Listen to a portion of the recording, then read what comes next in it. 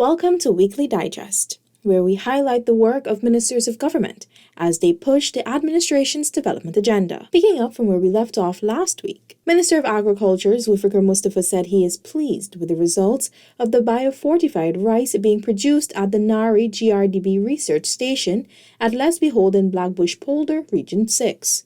He made the statement Saturday last as he witnessed the harvesting of the candidate variety that is under its second trial. Today, we have started to do the reaping here in Blackbush Pole, and the result is tremendous. The result is resounding, and I am very optimistic that after the next trial, the third trial, we will have this as a candidate variety. Minister Mustafa said the hope is that after the third trial, farmers around the country capitalize on the new variety, which would bring in more revenue for the country. This is the thing we have been talking about in terms of Guyana leading the agri-food system and the agriculture agenda in the Caribbean, and the President would have said it also in his Agriculture Month message about the diversification in the agriculture sector and also the value-added product that we have to embark on to enhance our agriculture sector. And this is just an example where the President is pushing the agri-food system in the Caribbean. Following a massive fire which destroyed more than 80% of the Brigdam police station, Minister of Home Affairs Robeson Ben highlighted that the government has already engaged its engineers to think now about designing a temporary police headquarters. Minister Ben disclosed this during a briefing with the media Saturday last. Senior representatives of the Guyana Police Force were also in attendance. Issues relating to future building are already being considered by our engineers. We've already told them to think now about what we need in terms for a temporary location and in terms of a design for a new police headquarters building for 4A at Brigdam. I'm sure we all know the necessity for having durable, sustainable new headquarters on Brigdam at that location eventually.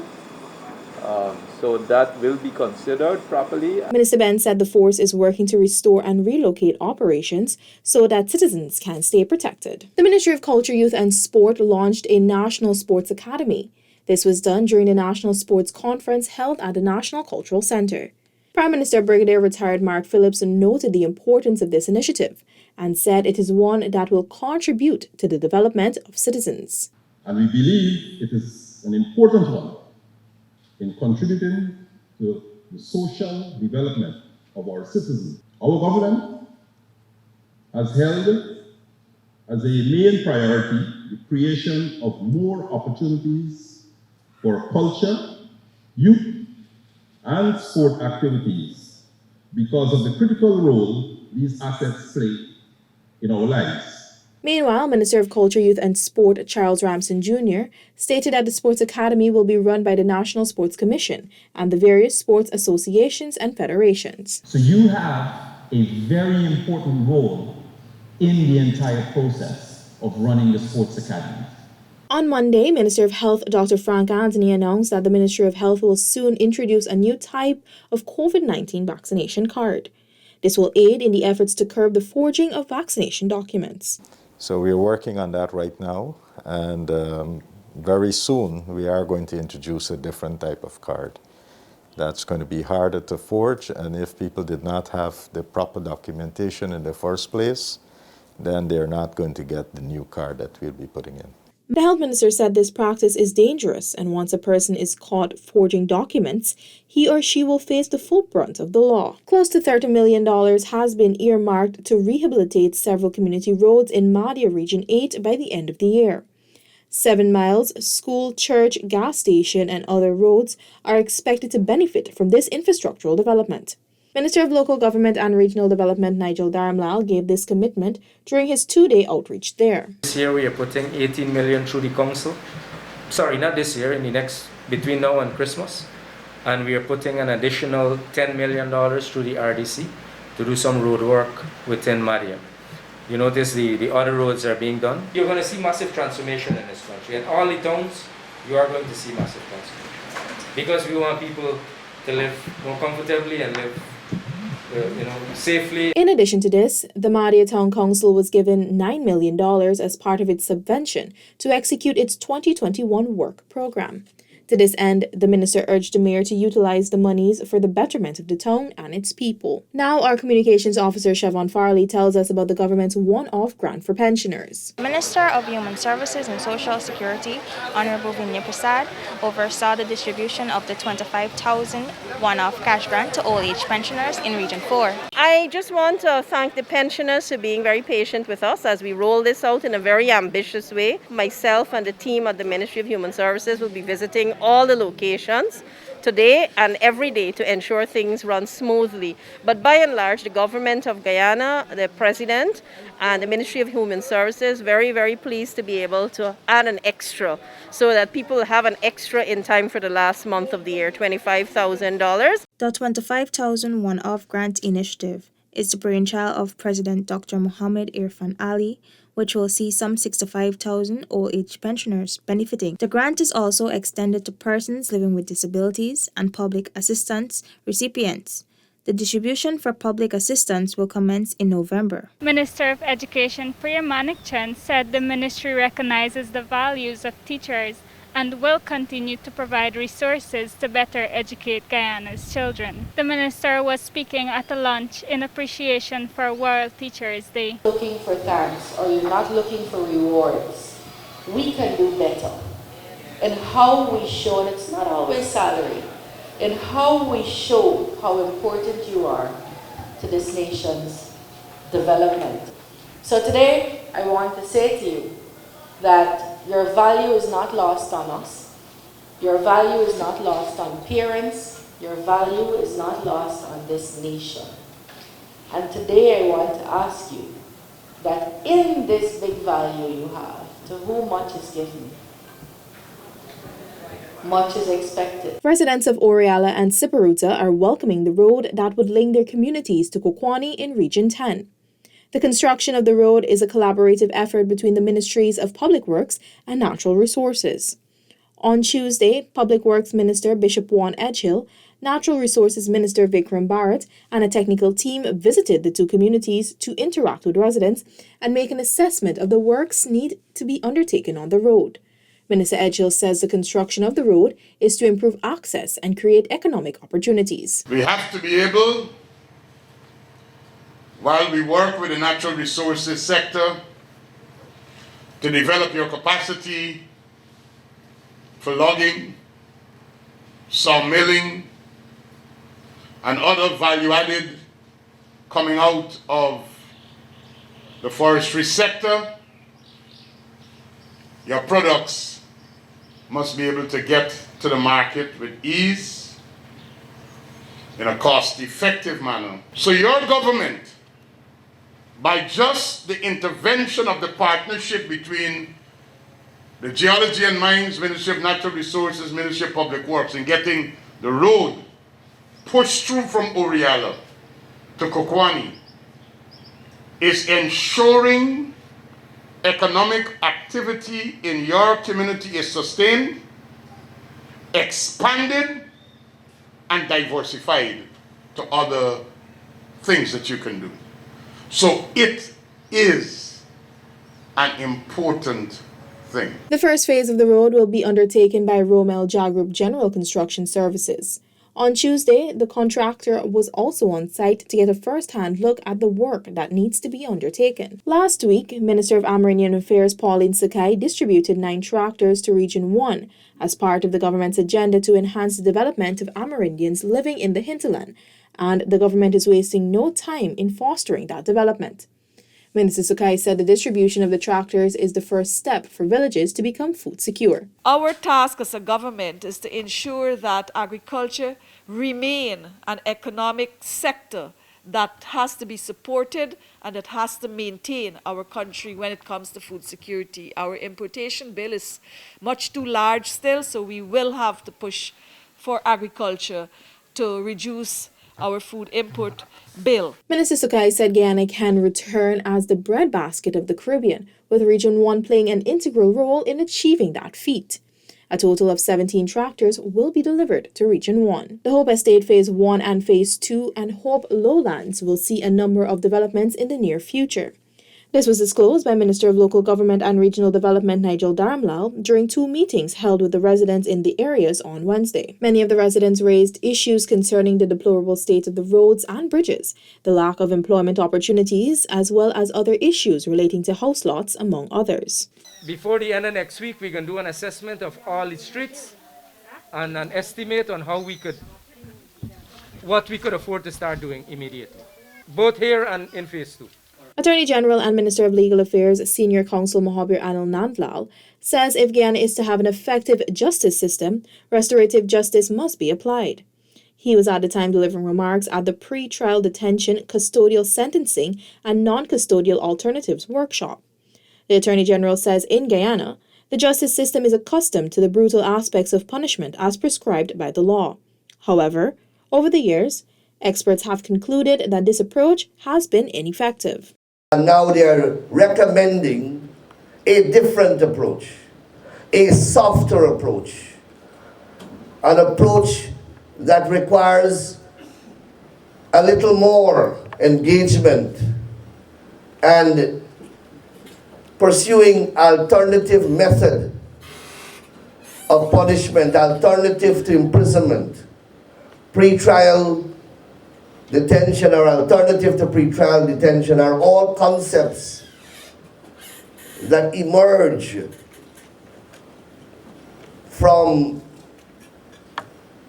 the precept of what restorative justice embraces.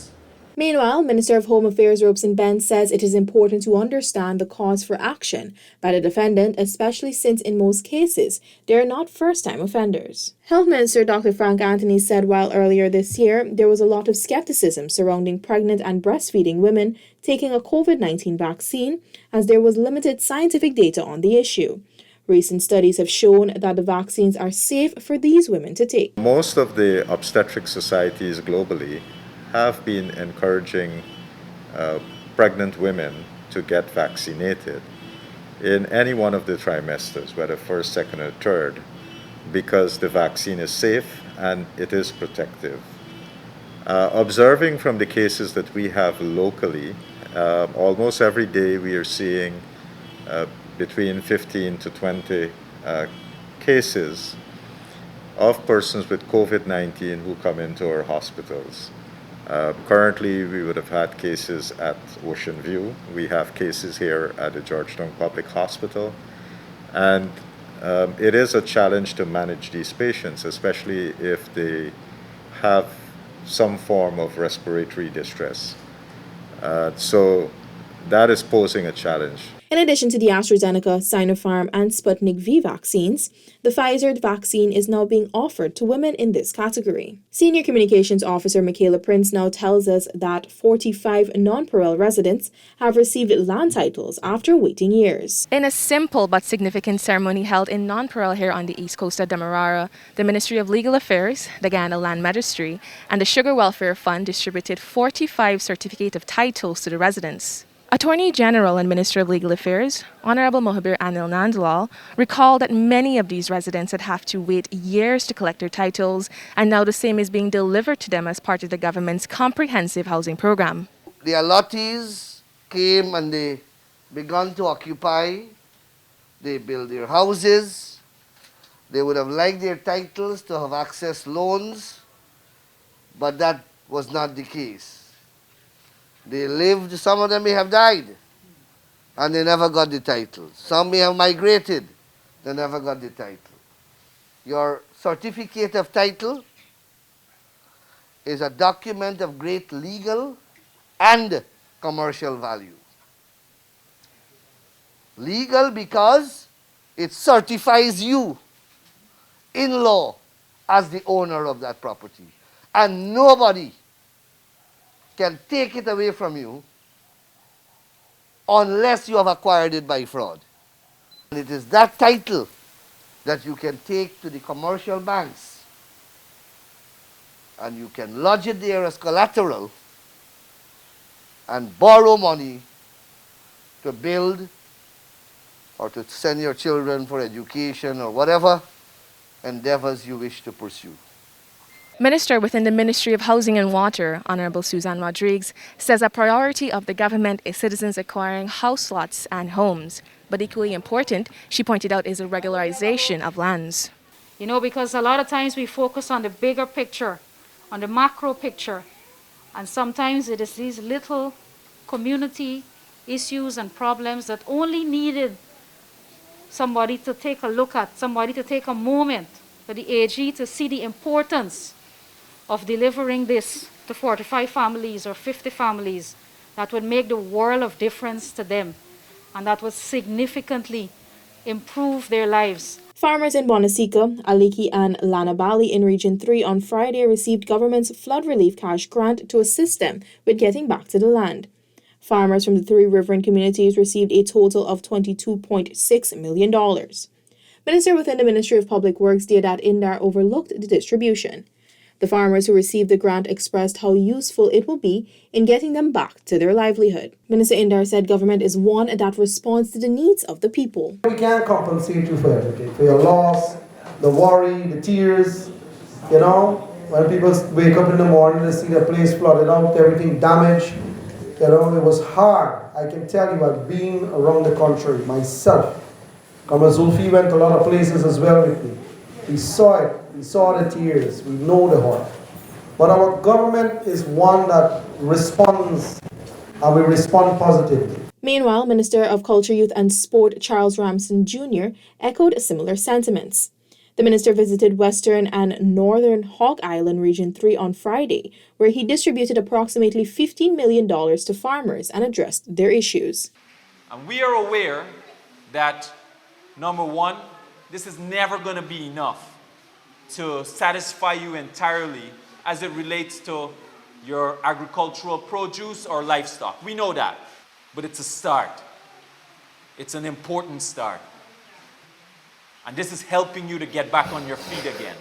Minister Ramsden also urged the farmers and other residents to get vaccinated against the deadly COVID-19. Health Minister Dr. Frank Anthony says to mitigate the cause of suicide in Guyana, the Ministry of Health has partnered with Columbia University to conduct a study. That partnership would see us doing a longitudinal study for about 5 years. We'll officially launch this study in November of this year, and that study is being funded by the NIH, that's the National Institute of Health in the US, and we have some of the world's best researchers from Columbia University who would be joining persons from the Ministry of Health here to do a complete study over the next 5 years about the risk factors relating to suicide. And while they're doing that is to come up with programs of how we can mitigate against some of these factors. The Health Ministry has been working on rolling out more comprehensive programs to address the issue. One such initiative is training physicians at the primary healthcare level to be better able to detect the signs. Minister of Agriculture Zulfikar Mustafa visited the community of Cove and John to listen to and address the concerns and challenges the farmers of the community are currently facing. The minister, in his address, said the Agriculture Ministry is committed to working along with everyone, but they must cooperate with the ministry. But you all have to cooperate too. You can't work like this by your own and by individually, because you can't get things done properly. Right? So we from the Ministry of Agriculture, we'll work with everybody. We'll work with everybody, but you all have to work honestly with us. Minister within the Office of the Prime Minister, Kwame McCoy, says Guyana's postal services will expand significantly, even as government advances its transformational agenda. Speaking at a small ceremony to commemorate World Post Day 2021 on Friday, Minister McCoy said the previous PPPC administration had started the action to diversify services offered by the Guyana Post Office Corporation. The minister said those efforts will continue. Yours is a task that is at the heart of a functional democracy. The development of our economy and our society and yours indeed remains a noble task. And I'm not saying this lightly. I'm absolutely serious about this. Minister McCoy said postal services is more than just mail and has over the years become one of the most fundamental means of satisfying the needs of citizens and businesses globally. Scores of squatters in Balthioc, West Berbice River will soon become homeowners following the commencement of $20 million in infrastructural works. This project, which is set to begin within the next 2 weeks, will see the regularization of 37 house lots. Minister within the Ministry of Housing and Water, Susan Rodriguez, made this announcement Friday morning during a meeting with residents there. There are small projects like these within communities that can be quickly executed and that can bring great relief to the citizens in these communities. And that is something that we don't want to overlook, or we don't want to be overshadowed by the housing drive that is going on at the ministry. So we have to balance our interests in delivering house lots on a large scale, but also reaching out to those citizens or people who live within communities who can have their housing issues resolved very simply and very quickly. The minister said she will return to overlook the land allocation at the regional office. Minister of Home Affairs Robeson Ben also on Friday handed over $11 million worth of vocational tools to Guyana Prison Service to aid in the rehabilitation of prisoners. Minister Ben added that the tools, which were supplied through the Citizen Security Strengthening Program, will enhance vocational training at prisons across the country. Wanted to build back the shops where vocational training is conducted in, and to make sure that we still continue, even in this difficult of times, in respect of the work to rehabilitate prisoners, that when they leave the prison that they would have received the vocational training. Guyana's COVID-19 immunization program has been boosted with the arrival of 100,620 doses of the Pfizer vaccine through the COVAX facility. The vaccines arrived on Friday at the Chedijagan International Airport. Health Minister Dr. Frank Anthony said without the support from these countries and organizations, Guyana would have a more challenging task in getting persons immunized. As such, he noted their support should be acknowledged. On behalf of the government of Guyana, let me first of all express our gratitude for these vaccines that we've been receiving from the United States, from the UK, and of course through COVAX. These vaccines have gone a long way in helping us to roll out our immunization program against COVID-19. And without the support from these countries, and of course from the UN system, we would not have been where we are today. So your support has been integral for the successes that we have achieved. That's it for this edition of Weekly Digest. For these and other government-related information, do log on to our website dpi.gov.gy and our social media platforms. Goodbye.